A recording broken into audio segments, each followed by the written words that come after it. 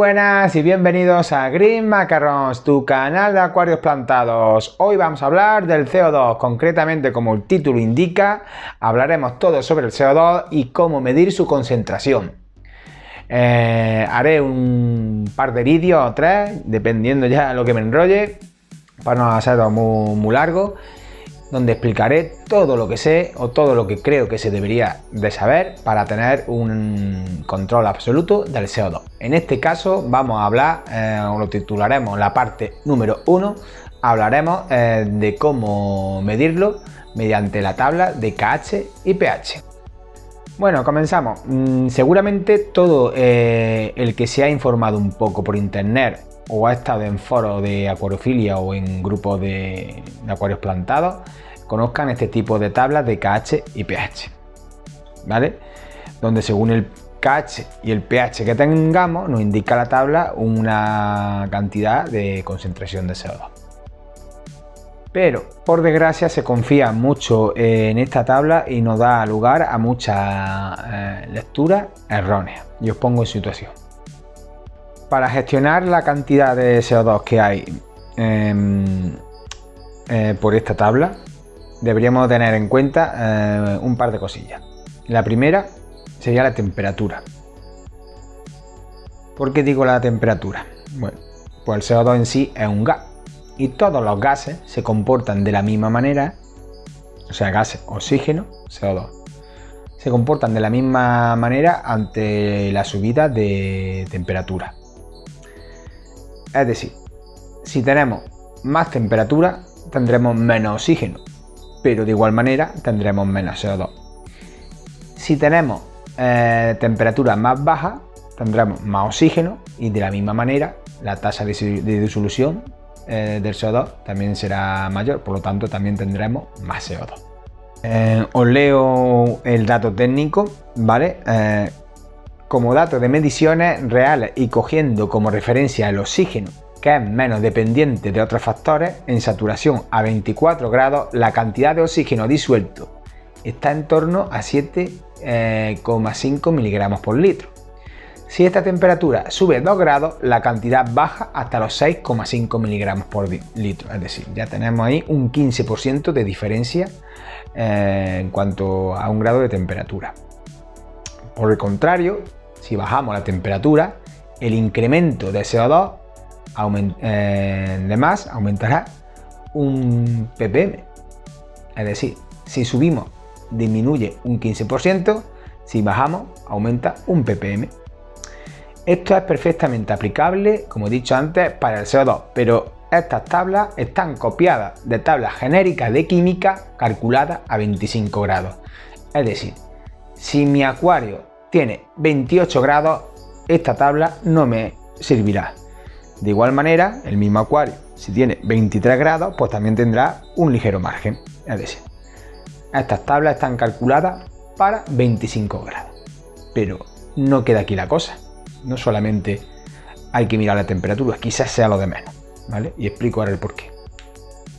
Con estas tablas estamos usando una lectura de pH con relación al KH. Pero el CO2 ¿es lo único que acidifica el agua? Pensémoslo.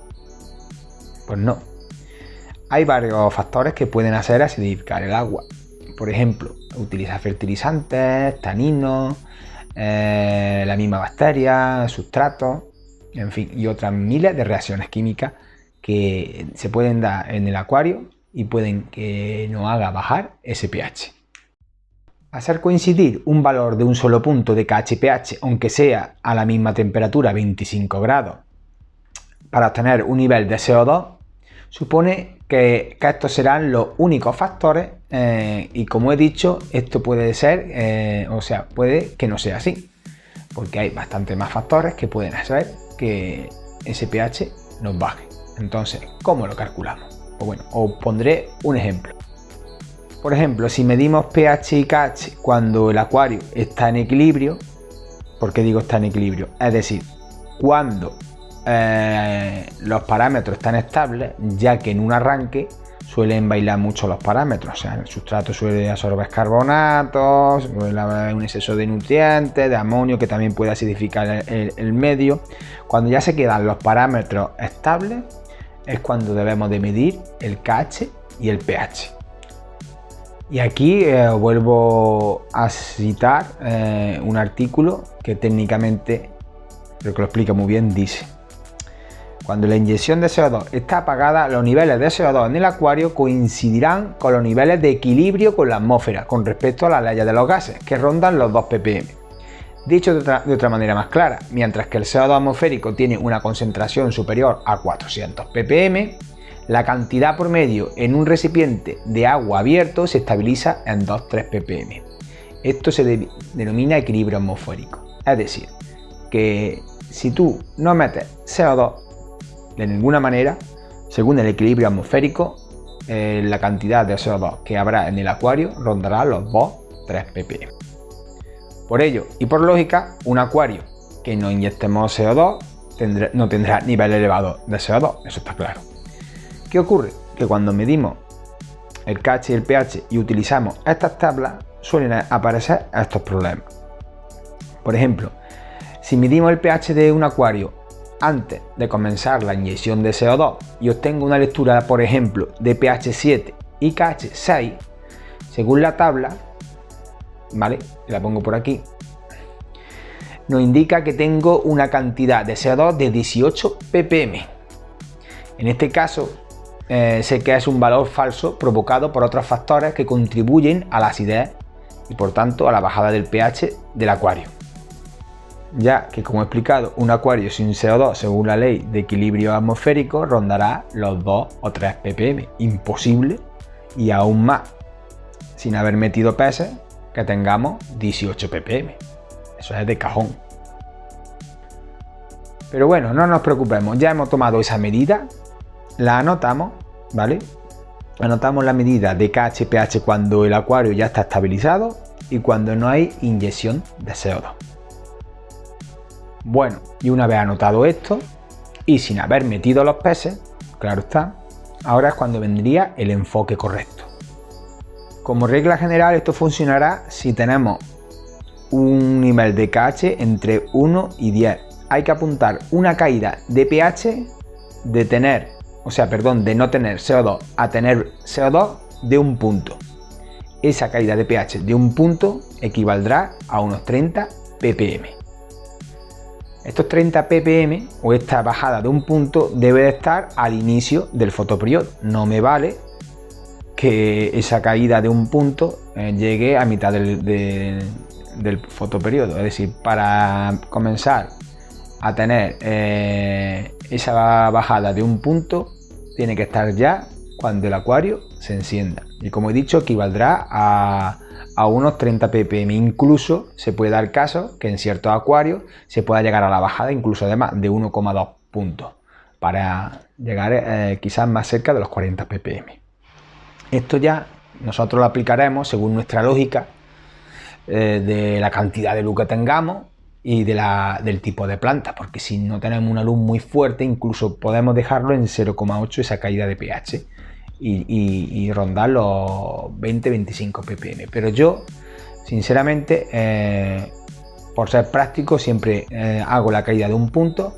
Tengo mis 30 ppm, que son suficientes para un tipo de planta de intensidad de luz lumínica alta o un tipo de planta de intensidad de luz lumínica media, y también para una cantidad de luz fuerte o una cantidad media.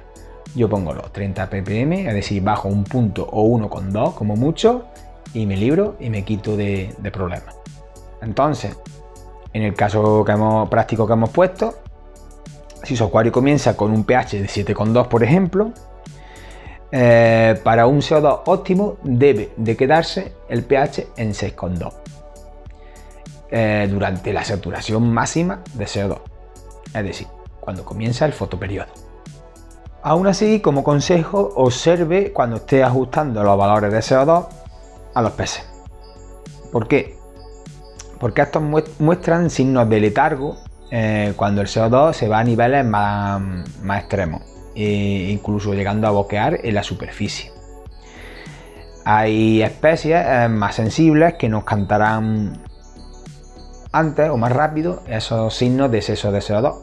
Esos peces podrían ser, por ejemplo, los ciscos, los camarones, es decir, las gambas, o los coridoras.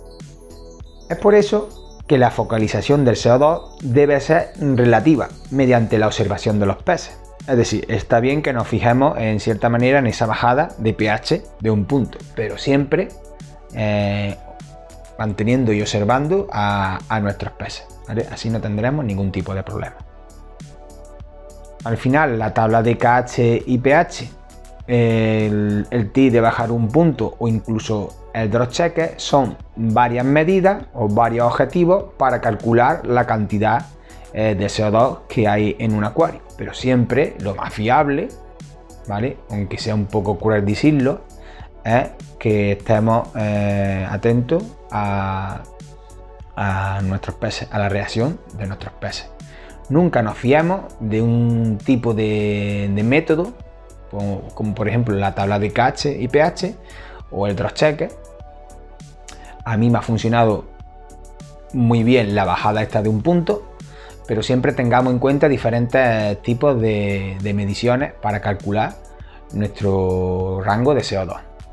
Y como no, la observación de los peces será el método más claro y evidente de que nos estamos pasando de CO2. Por otro lado, hablando de peces, cuando introducimos CO2, es aconsejable introducirlo cortando el CO2 o cuando esté el CO2 apagado, porque hará que esa adaptación de CO2, al haberlo cortado y después encenderlo, sea paulatina, es decir, no lo meteremos en un ambiente donde haya una saturación de CO2 buena o grande, entonces se irán acostumbrando en un periodo de una hora a tener una adaptación a los nuevos niveles de CO2 que le vamos a mantener prácticamente durante todos los días. Entonces siempre es aconsejable introducirlo apagando el CO2. De igual manera, podríamos aplicar algo parecido a las plantas. Cuando nosotros arrancamos un acuario plantado, desde un inicio, las plantas tienen que adaptarse. Siempre se aconseja meterle bastante CO2 al principio porque la adaptación será menos drástica, sobre todo en las plantas que vienen de emergido y están acostumbrados a unas cantidades grandísimas de CO2, ya que es CO2 atmosférico. No obstante, desde el minuto 1 esa planta no va a absorber toda la cantidad de CO2 que nosotros le estamos dando. Por eso tienen un periodo de adaptación aproximadamente, dependiendo del tipo de planta, de unas 2 semanas. Si pasadas esas 2 semanas vemos ciertas deficiencias, como pueden ser hojas nuevas más pequeñas que la antigua,